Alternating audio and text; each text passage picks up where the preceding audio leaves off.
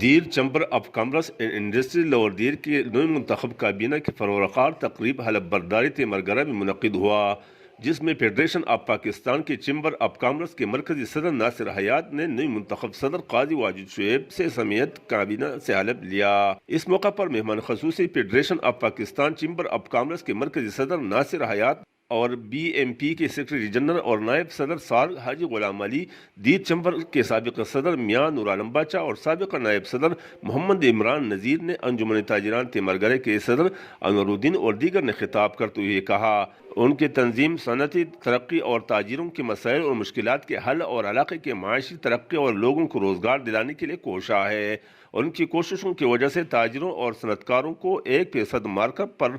450 ارب روپے کے قرض جات فراہم کی گئی ہے۔ انہوں نے کہا کہ چیمبر آف کامرس کے دفاتر کی تعمیر کے لیے اراضی کے حصول کے لیے کوشش جاری ہے۔ کیمرہ ٹیم کے ساتھ رحمت اللہ سواتی، تیمرگرہ، لور دیر۔